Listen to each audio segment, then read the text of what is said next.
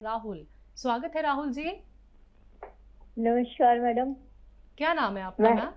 मैं कमलेश बोल रही हूँ, राहुल की मम्मी। अच्छा जी जी, कमलेश मैम बताएं। हाँ मैडम, मुझे ना नसों की बीमारी है जी, वेरिकोज वेन्स की। जी, उम्र कितनी है आपकी? 70। और देखिए, नसों में जो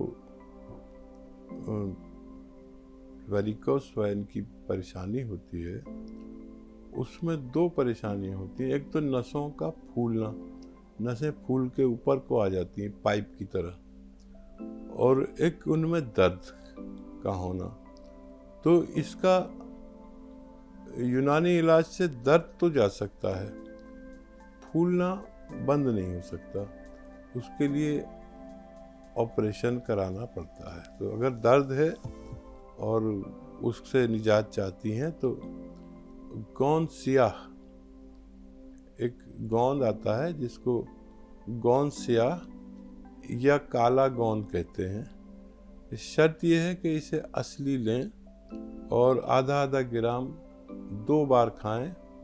खाने के बाद आधा आधा ग्राम यानी 2-2 चुटकी खाया करें पानी या दूध के साथ खाने के बाद, तो आपको फायदा होना मुमकिन है। जी, तहसीन जी स्वागत है आपका। मैम, हमें ये जानना था, जरा लिख लीजिएगा। बोलिए। जैसे हम बीपी की दवा, बीपी की वो लेते हैं, नमक जैतून सोडा लेते हैं, तो मेरे अब जैसे बाई डिस्चार्ज की भी दिक्कत है, तो उसमें क्या हम चिलगोजा गोंद भी साथ में ले सकते हैं? नमक जैतून सोडा और क्या बोलते हैं, अलसी। और मेरे खुजली भी बहुत होगी, जबकि नमक जैतून सोडा हम काफी टाइम से ले रहे हैं, लेकिन एलर्जी बहुत होगी। तो B12 की भी कमी हो गई थी मेरे, और विटामिन डी की भी। तो वो तो हम एलोपैथिक दवाइयाँ ले रहे हैं, लेकिन इसकी वजह से एलर्जी बहुत, लाल लाल चकत्ते ऐसे बहुत शरीर में हो रहा है कि वो नहीं सही हो रहा है। तो उसके लिए क्या चिलगोजा गोंद ले सकते हैं, ये नमक जैतून सोडा और अलसी के पानी के साथ? ठीक है। उसका तो ले ही रहे हैं। और गोंद चिलगोजा एहतियात से लेना, वो एक चुटकी से ज़्यादा नहीं लेते पूरे दिन में, सिर्फ एक चुटकी पूरे दिन में ले सकते हैं। और अगर किसी रोग का इलाज आप करना चाहें तो एलोपैथी साथ में दवाएं ले सकते हैं। जैसे ददोड़े पड़ते हैं, चकत्ते पड़ते हैं, तो एंटी एलर्जी गोलियां भी इसमें फ़ायदा करती हैं। रायपुर से हैं रेनू जी, स्वागत है आपका। हाँ, नमस्कार मैडम। नमस्कार मैम। मैम, मेरे ना 4 सवाल हैं। पूछिए। पहला है, मेरा पोता है युवांश, तो वो 2 साल का भी अभी होने वाला है, पर उसको ना स्टार्टिंग से जो हुआ है ना, तो बुखार रहता ही है। तो एनी टाइम, मतलब हर महीने बुखार निकल ही आता है। तो उसके लिए आप बताइए कुछ। साथ में फिर सर्दी भी हो जाती है। ठीक है। और दूसरा है, इनको किसी एक लड़के को बताना है। उनको ना सुबह सुबह बहुत ही छींक आती है, फिर शाम को भी आती है, छींक बहुत आती है। उम्र क्या है जिनको छींकें आती है? 25 साल। ठीक है। तीसरा सवाल। तीसरा सवाल है, मेरे हस्बैंड है, उनको ना मतलब कि शुगर है, तो मैंने ना जामुन का गोंद मतलब मंगवाया था आपके यहाँ से। तो मैंने ना 1.5 महीने से उनको दिया हुआ है अपने हस्बैंड को, एक आधी चुटकी खाली पेट आधा घंटा पहले। मतलब शुगर उतनी की उतनी है। और चौथा है, मेरी बहू है, उनको ना बहुत सर्दी रहती है, जो मतलब कि स्टार्टिंग से ही बहुत, जो शादी करके आई है, एनी टाइम सुबह सुबह तो बहुत ही सर्दी रहती है। अपने पति को गोंद जामुन आधा चुटकी नहीं, एक चुटकी दें, उससे उनकी शुगर कंट्रोल होना मुमकिन है। ज़रूरत पड़े तो एलोपैथिक दवा भी साथ में दे सकते हैं। शुगर कंट्रोल रखना ज़रूरी है, और शुगर वालों को चाहिए कि मीठे का परहेज़ करें, पैदल ज़रूर चलें 1 घंटा, और गर्म पानी 3-4 बार दिन में ज़रूर पिया करें। एक शुगर का मरीज़ सेहतमंद ज़िंदगी गुजार सकते हैं अगर शुगर कंट्रोल रख सके। तो एक चुटकी उन्हें देना शुरू करें गोंद जामुन, तो यकीनन उनकी शुगर कंट्रोल में आना चाहिए। और देखिए, छोटा बच्चा जो 2 साल का है उसको 4-5 कतरे यानी आधा चम्मच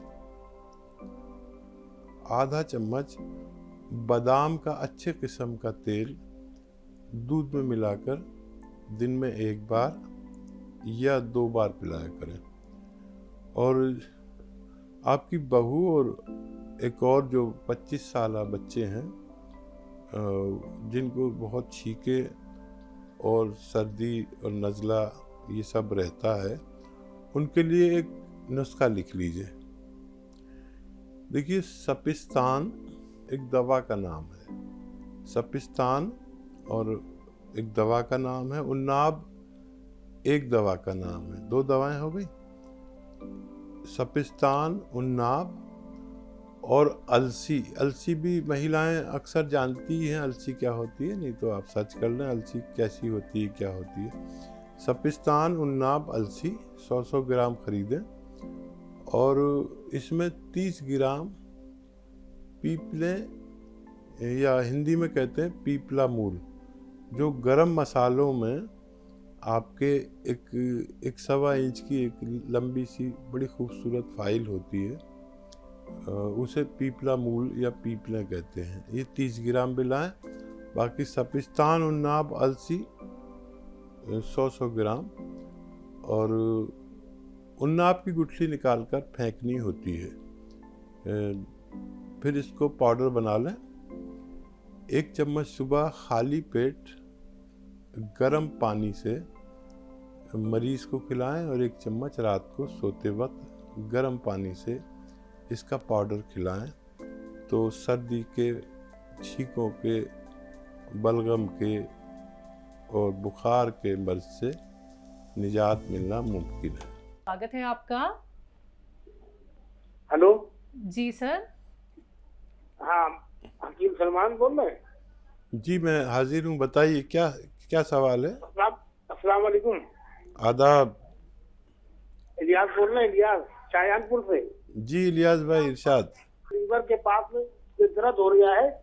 लीवर के पास जो दर्द हो रहा है, हाँ, बुखार आया था, उसमें वो दर्द हो रहा है लीवर के पास में, तो वो कैसे ठीक होगा? देखिए, नमक जैतून दो चुटकी खाने के बाद असली नमक जैतून लें।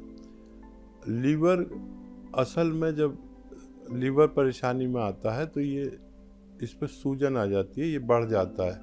लीवर इनलाज भी कहने लगते हैं, लीवर पे फैटी लीवर भी कहने लगते हैं। तो जब ये फूल जाता है तो कुछ नसों को, कुछ आंतों को प्रेस करने लगता है, जो जिससे हमारे पेट में दर्द होता है। और हम ये समझते रहते हैं कि हमारे पेट में प्रॉब्लम है। जब तक हम लीवर को अच्छा नहीं करते, जब तक वो तकलीफ़ जाती नहीं और ये बढ़ती चली जाती है। तो नमक जैतून 2 बार खाने के बाद 2-2 चुटकी लें, 3 बार भी ले सकते हैं अगर ज़्यादा परेशानी है। ये लीवर के लिए, किडनी के लिए, पेट के लिए, आंतों के लिए, स्किन के लिए बहुत लाभकारी दवा मानी जाती है। साहब, अब मैं बात करूंगी जामुन के गोंद के बारे में। शुगर के पेशेंट की तादाद बढ़ तो रही है, घर घर में है। जामुन का गोंद जब हम लें, एक तो कितनी मात्रा में लेनी चाहिए, और जो हम शुगर की पहले से ही दवाइयाँ खा रहे हैं, क्या वो भी साथ साथ खा सकते हैं?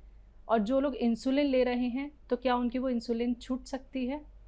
और देखिए, डायबिटीज़ अभी तक ऐसा रोग है जिसका परमानेंट इलाज नहीं है। डायबिटीज़ को कंट्रोल रखना ही डायबिटीज़ का उपचार है। तो वो एलोपैथिक भी लेनी पड़े साथ में तो ज़रूर ले सकते हैं।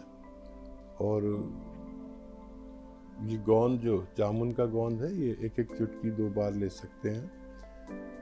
मतलब है आपकी डायबिटीज़ कंट्रोल रहने से। किसी भी सूरत में वो कंट्रोल रहेगी तो आप सेहतमंद रह सकते हैं, चाहे एलोपैथिक दवाई भी साथ में लेनी पड़े। इंसुलिन लेना भी गलत नहीं है, इंसुलिन और ज़्यादा सेफ है। और अगर इंसुलिन लेते हैं तो इंसुलिन से टैबलेट पर भी आप जामुन के गोंद के ज़रिए आ सकते हैं।